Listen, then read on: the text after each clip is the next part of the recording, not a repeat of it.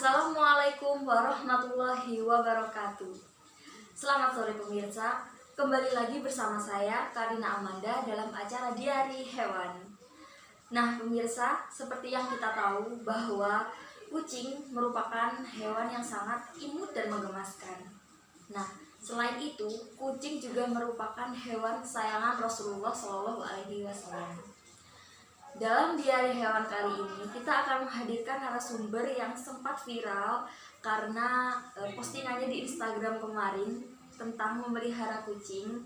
Dan baiklah, untuk itu kita akan memanggil narasumber kita, yaitu Vina Nur Ulimasari, yang akan hadir di studio pada sore hari ini. Silahkan Mbak Vina Nur Ulimasari. Ya. Terima kasih sudah datang ke studio kami. Ya, Jadi bagaimana Mbak kabarnya? alhamdulillah baik. Nah, jadi bagaimana kesibukan Anda selama pandemi COVID-19 ini? Ya, biasa Mbak, seperti anjuran dari pemerintah untuk work from home, jadi saya bekerja di rumah. Selain itu, saya juga punya kegiatan kesibukan seperti bersih-bersih rumah, ya rutin berolahraga juga. Oh begitu. Tetapi kemarin kan sempat viral ya Mbak, postingan Mbak di Instagram yang sedang memberi makan dan merawat kucing. Apakah semua yang berada dalam postingan Mbak itu, dalam foto itu adalah foto kucing Anda? Ya, betul sekali Mbak. Oh, sebanyak itu ya kucing yang Anda pelihara. Iya, itu semua kucing saya. Kira-kira berapa ya Mbak jumlah dari kucing Mbak itu secara keseluruhan? Sekitar 30. Ya, sekitar segitu Mbak. 30. Oh, dengan jumlah sebanyak itu, apakah Anda tidak kerepotan untuk mengurusnya, merawatnya, atau apakah Anda tidak kerepotan untuk membagi waktu? Kan Anda sendiri juga bukan orang yang pengangguran gitu, Mbak. Tidak sih, karena saya setiap hari juga menghabiskan waktu kurang lebih 2 jam saja untuk bekerja. Kalau selebihnya saya bisa bersih-bersih, aktivitas yang lain, merawat kucing juga. Tapi adik saya juga sering membantu kok, mulai memberi makan, memandikan kucingnya, juga ke dokter hewan terkadang. Oh, jadi adik Anda juga ikut dalam merawat kucing ya? Ya, seperti itu. Berarti adik Anda pecinta kucing juga? Kalau itu sih lebih dari itu Mbak. Adik saya itu memang pecinta binatang.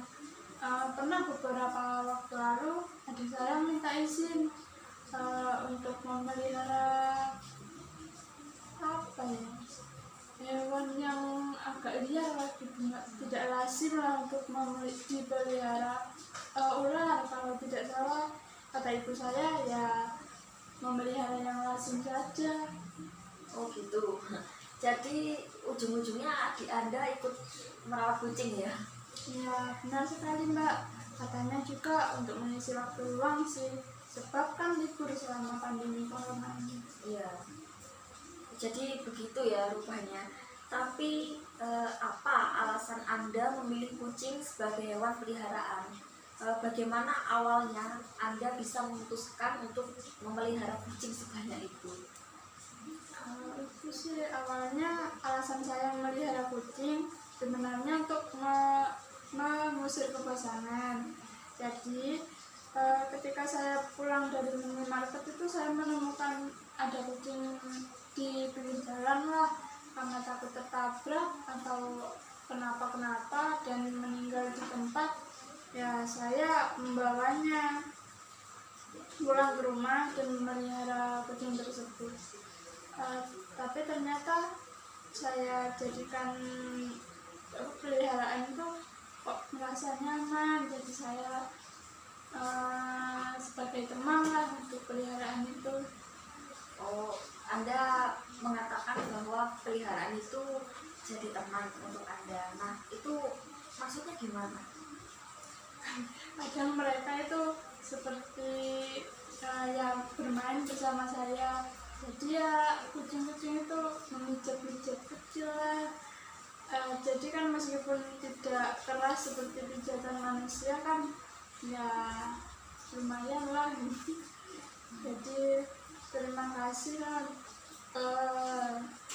sebagai wujud terima kasih dari peliharaan kucing itu untuk menjaga rumah saya dari bahaya dan hewan lain. Jika demikian, apakah Anda pernah mengalami suatu hal yang dapat disebut sebagai kesetiaan kucing terhadap majikannya? Kira-kira seperti apa wujud mereka untuk menyatakan kesetiaannya pada majikan? Ya karena saya hidup bersama mereka pasti pernah lah Mbak. Soalnya kan mereka seperti menjilat-jilat saya setelah dikasih makan. Jadi ya sebagai wujud terima kasih lah mereka kepada saya. Selain itu yang mereka lakukan untuk saya adalah menjaga rumah saya dari bahaya dari luar ataupun dari hewan lain. Oh begitu. Jadi kucing ternyata juga bisa menunjukkan kasih sayangnya melalui bahasa tubuhnya. Jadi kita berbicara tentang perawatan kucing saja ya. Mbak Vina, saya ingin bertanya, makanan apa yang disukai oleh kucing Anda? Apakah ada rahasia khusus kenapa kok kucingnya Mbak Vina itu bisa sehat dan gemuk-gemuk? Mungkin jika Mbak Vina menjawab pertanyaan ini juga akan membantu pemirsa untuk memberi makan kucingnya sesuai dengan jawaban dari Mbak Vina. Kalau kucing saya berikan makanan yang sehat dan bergizi tentunya. Misalnya daging, susu, atau semacam whiskas begitu Mbak. Ada kalanya saya memberi udang rebus dicampur dengan nasi. Snack juga tidak boleh ketinggalan. Namun pemberiannya juga jangan terlalu sering. Sama seperti manusia, snack dapat membuat obesitas pada kucing. Maka dari itu cukup memberikan satu kali saja sehari, dan juga harus mengusahakan agar kucing kita tidak stres dengan cara memberikan tempat tinggal yang nyaman bagi mereka. Wah, banyak juga ya. Gini Mbak, ngomong-ngomong, sepupu saya juga memelihara kucing, tapi makanan yang disuguhkan kepada mereka itu tidak banyak dan kompleks seperti yang Mbak katakan tadi. Jadi makannya itu hanya nasi dan ikan saja setiap hari. Tidak apa-apa Mbak, selama kucingnya masih mau makan. Akan tetapi lebih baik jika mengganti menu makanan mereka setiap kali makan. Misalnya pagi ikan, nanti siangnya udang, nanti sorenya tuna, dan lain sebagainya. Hal ini dilakukan untuk memenuhi gizi seimbang pada kucing. Selain itu untuk mencegah agar kucing tidak bosan. Oh begitu. Nah, selain karena kucing adalah hewan yang friendly, lalu apa alasan lainnya Anda memilih memelihara kucing dibandingkan dengan hewan lain?